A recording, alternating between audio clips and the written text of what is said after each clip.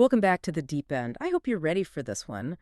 Go ahead and find a comfortable spot, maybe dim the lights a little bit. Hmm. We're going to slow things down today. Yeah, We are going for a very specific, vibe-relaxed, open, and maybe just a little bit chillin'. I think so. Yeah. Because today we are looking inward. We are popping the hood on the human psyche to see what the engine actually looks like. It is a fascinating topic today. It really is. We are looking at the architecture of the self, and specifically, we are asking a question that it keeps a lot of people up at night, whether they realize it or not. Which is? Who is actually driving the bus? Right. Is it me? Is it that voice in my head telling me to eat a salad? Is it the other voice telling me to eat the cake? Yes. Or is it something else entirely? Exactly. We tend to think of ourselves as, one solid block. I am this, I am that. Monolith. A monolith, yes. But the material we are covering today suggests that we are actually a very complex moving system of energy with different parts that have very different agendas. It's like a committee meeting that never ends. That's a perfect way to put it. Before we get into the heavy metaphysics, though, we need to handle the housekeeping. We have a very specific source for today's deep dive. We do. We are analyzing session 167 of the Seth Material. Yeah. This comes specifically from the early sessions, book 4.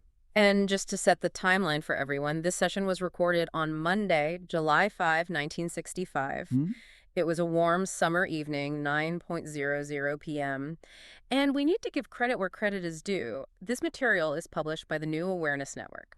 And as always, we have to state clearly, this podcast is distributed free of charge on all major platforms for educational purposes only. That's right. We are here to explore the ideas, to unpack the philosophy, and to see what we can learn from it. Absolutely. And listen, if what we talk about today clicks for you, if you have that aha moment, don't just stop here with us. Go to the source. Please do.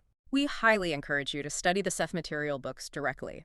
You can find them and support the publishers by visiting the New Awareness Network website and bookstore at sethcenter.com/the early sessions. It is dense material, but, it's incredibly rewarding if you take the time to read it yourself. Okay, disclaimer done. Let's get into the vibe. Let's. Imagine it's 1965, no smartphones, no internet, just a quiet back room in Elmira, New York. Right. You have Jane Roberts, the medium. She's sitting down, her eyes are closed. And her husband, Rob, is sitting nearby with a pen and paper, taking notes in shorthand. And the atmosphere is key here. The notes from the session describe Jane's voice as being quiet at first, slow. But as the session goes on, she picks up speed. It's described as a fast pace by the first break. Which is funny because the entity speaking through her, Seth, he basically wastes zero time on small talk. Oh, none. He doesn't come in asking about the weather or how the Yankees are doing. He jumps straight into the mechanics of how our minds work. He really does. And the central theme of this session is the idea of the personality as motion.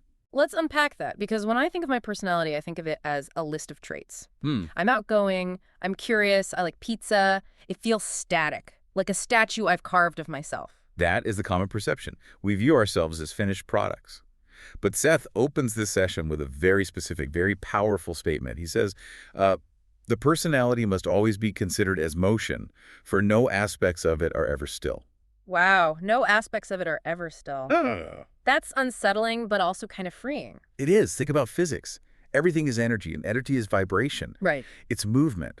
Seth is applying that physics to the psychology of the self. He's arguing that what you call you isn't a noun, it's a verb.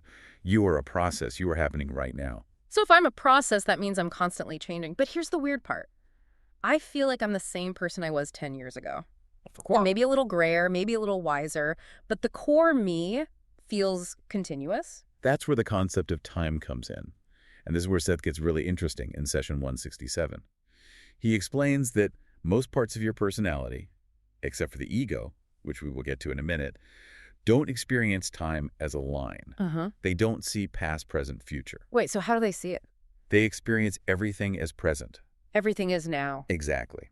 Seth says, the child, therefore, within the adult personality is not dead, nor are his reactions considered, basically, as reactions which are part of a past behavior pattern. Okay. But these reactions exist side by side with adult reactions. Okay, hold on. This sounds like that inner child work people do in therapy, but Seth is making it sound much more literal. Very literal. It's not just a memory of being 5 years old. It's that the 5-year-old version of me is still running. Still running, Yeah. and running concurrently with the adult you. Think of it like a computer browser. You know how you have multiple tabs open? Oh, I have way too many tabs open. Right. So you are currently looking at the tab that says Adult Professional.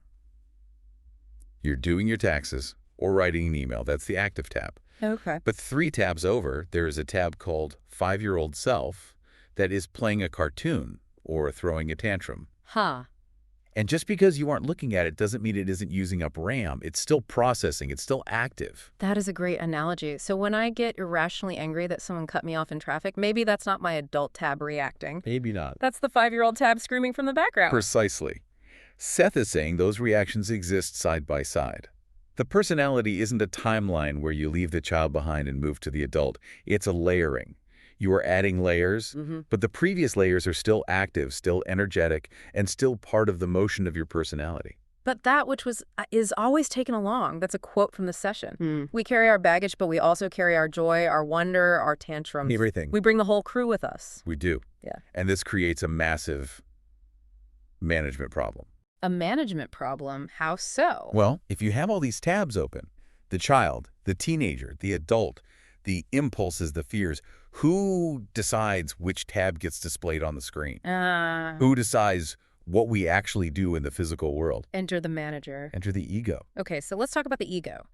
In pop culture, ego usually means being arrogant. Like, oh, he has a huge ego. Yeah, that's the common use. But in the Seth material, the word means something very different. Very different. Seth defines the ego in a functional way. It's a component of the self with a specific job description.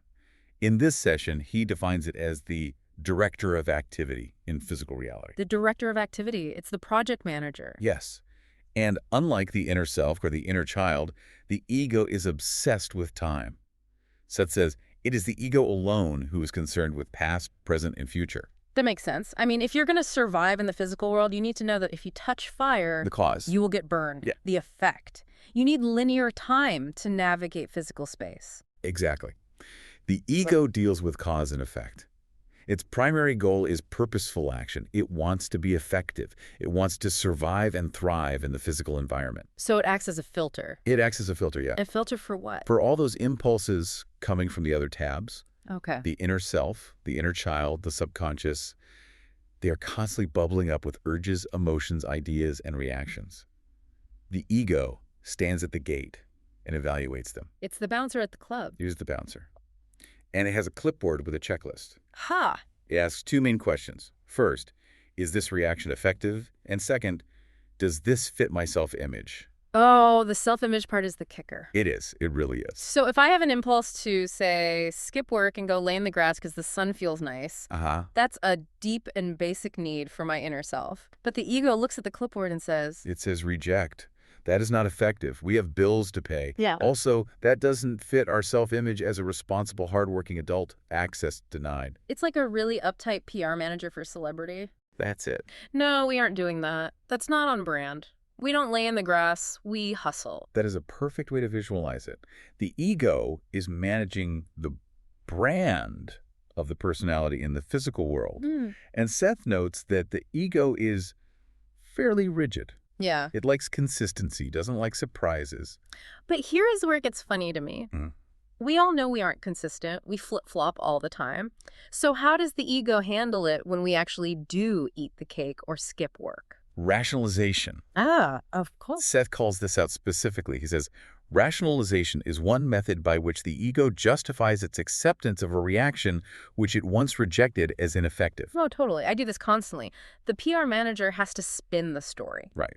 The spin. So if I stay on my diet, the ego says, see, I have willpower, I am disciplined. But if I break the diet and eat a donut, the ego doesn't say, oops, I slipped.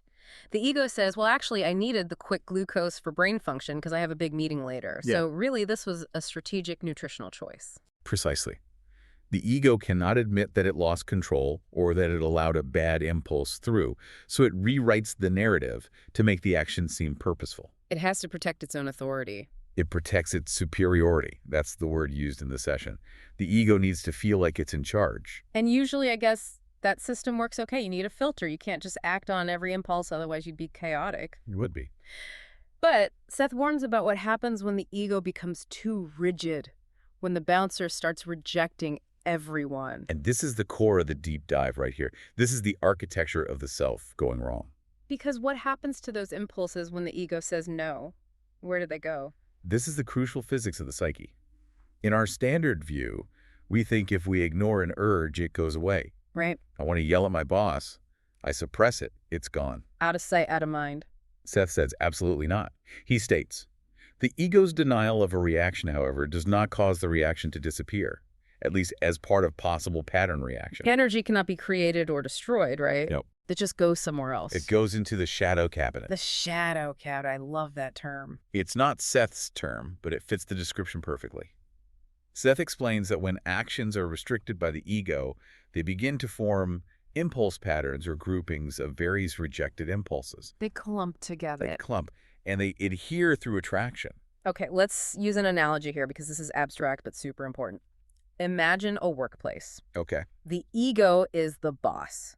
And you have an employee, let's call him Impulse A, who comes to the boss and says, hey, we should really change this policy. It's making us unhappy. And the boss says, no, get back to work. Shut up. Creep. Rejected. So Impulse A goes to the break room. He doesn't leave the building. He just sits in the break room fuming. Right. Then Impulse B comes along with a different complaint. Boss says, no, shut up. Impulse B goes to the break room. And eventually you have a break room full of disgruntled employees. And they start talking to each other. They start realizing they have something in common. The boss hates them. Exactly. That is exactly what Seth describes. These rejected impulses form a unified rejection pattern. And because they are energy, they are vibrating. They are building up pressure. It's a union strike waiting to happen. It is. And the tragedy is, the ego creates this problem by being too restrictive. Seth says this happens mainly when the ego denies very deep and basic needs of the whole personality. So we aren't talking about suppressing a random thought about painting your house blue. Not really, no. We are talking about suppressing core needs. The need for rest, the need for creativity, the need for expression, maybe the need for anger or sadness. Yes. If you have a personality that needs to be creative, but the ego has a self-image of being a serious accountant who doesn't do silly art. Right. Every creative impulse gets sent to the break room.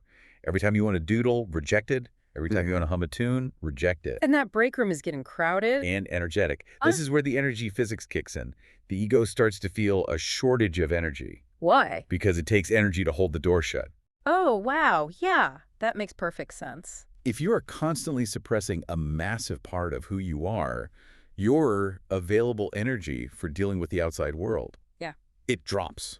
You feel tired. You feel drained. And not because you worked hard. No. But because you were fighting a civil war inside your own head. That's it? That hits hard. I think a lot of listeners can relate to that inexplicable exhaustion where you haven't technically done much, but you feel wiped out. It's the energy cost of repression. And it gets worse. It gets worse. As that shadow cabinet or that break room gets more powerful, the ego starts to view it as a threat. Seth says the ego may feel that this unified rejection pattern is an enemy to its own superiority. So now the ego is paranoid. It becomes paranoid and even more rigid. It clamps down harder because it's terrified that if it opens the door, the mob will rush out and take over. Which creates a vicious cycle. A terrible one. The harder you clamp down, the more pressure builds. The more pressure builds, the scarier the impulses seem. Exactly. And Seth is very clear about the outcome, he warns. The rejected action patterns, however, will find outlet. They will find outlet. It's not an if, it's a when. It is a hydraulic inevitability. If the pressure is there, it will leak. And Seth says, unless some adjustments are made at this point, the ego will have nothing to say with the direction that these patterns may take. That's the scary part. If you don't choose how to express your feelings will choose for you. And they probably won't choose a convenient time. No. They'll choose the middle of Thanksgiving dinner. Right. This is the midlife crisis. This is the sudden nervous breakdown. This is the person who is perfectly calm for 20 years and then suddenly screams at a waiter and flips a table. Or physically, right. Could this manifest as illness? Seth often discusses that in other sessions, yes. Energy that is blocked psychologically often translates into physical symptoms. But in this session, he focuses on the psychological leak. So the impulses adhere together and force their way out. And because they've been compressed, They come out with intensity. So the nice guy who suppresses all his anger eventually explodes in a rage that seems totally out of character. But it isn't out of character, it's just the break room finally kicking the door down. Okay, so we have this image of the terrified ego holding the door shut against a mob of rejected impulses. It sounds stressful. It sounds exhausting. So what is the fix? What does Seth suggest we do? The solution is surprisingly simple, though not always easy. Okay. It is communication. And it is reducing rigidity. Chill out, basically. In a sense, yes.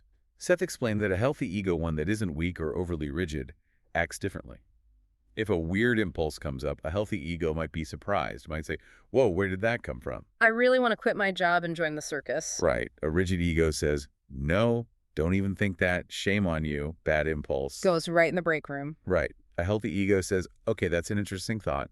I see that impulse. I recognize it's real. Now, is it effective to join the circus today? Probably not. But I hear you. It's acknowledgement. It's treating the impulse like a valid piece of data rather than an enemy. Exactly. Seth says, a lack of communication between the ego and the inner self is obviously one of the main causes for such difficulties. So just by saying, I am feeling really angry right now, or I am feeling really creative, you are letting the steam out of the pressure cooker. You are. You are integrating the energy. You might not act on the impulse. The ego still has to decide what is effective, but you aren't denying its existence. You aren't shoving it into the break room and locking the door. You're letting it sit at the conference table. I hear you, Impulse A. We aren't going to burn down the building, but I validate your frustration. And usually that validation is enough to disperse the energy or transform it into something useful. The clumping stops happening. This brings us back to the vibe we talked about at the beginning. This whole session from Seth has a very specific flavor to it. It's not just the content, it's the context. It is. Remember, we said this was July 5th. It was a holiday weekend in the U.S. And Seth actually cuts the session short. It ends at 9:44 p.m. That's a very short session for them. Very short. Usually they go much longer. And the reason he gives is fascinating. What's the reason? He says it's for the regeneration of energies. Jane and Rob had taken the day off. They didn't work. And Seth approves. He says, it was no coincidence that you both took today off. An excess of energy will serve you both well. I love that. Me too. Here is this non-physical, multidimensional consciousness, and he's basically saying, hey, good job taking a mental health day. It reinforces the point.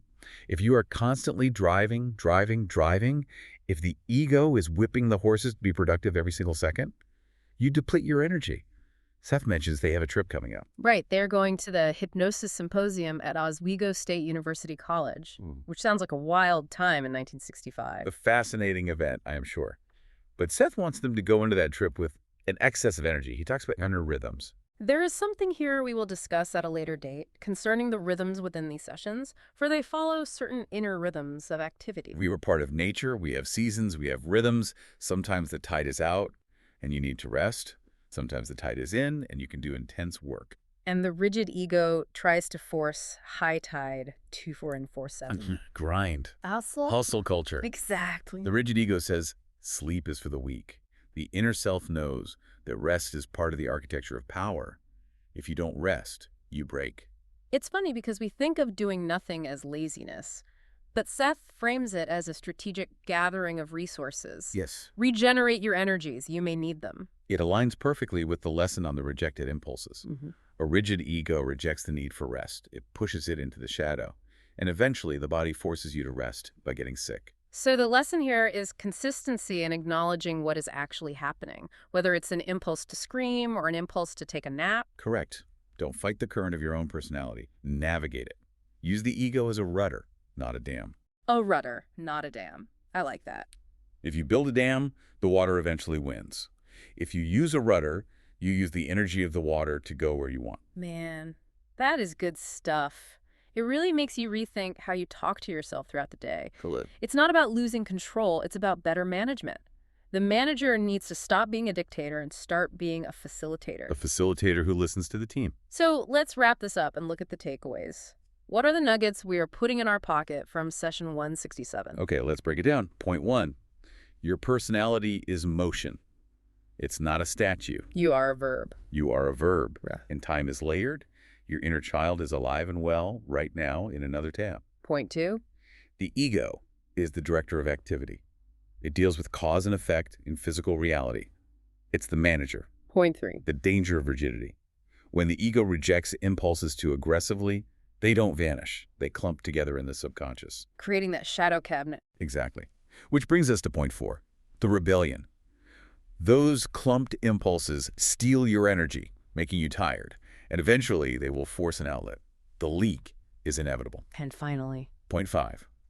The solution is communication. Acknowledge your impulses. Respect your inner rhythms. Take the day off. and stop rationalizing the donut. Just eat it and own it, or don't eat it. But don't lie to yourself about the brain energy. Exactly.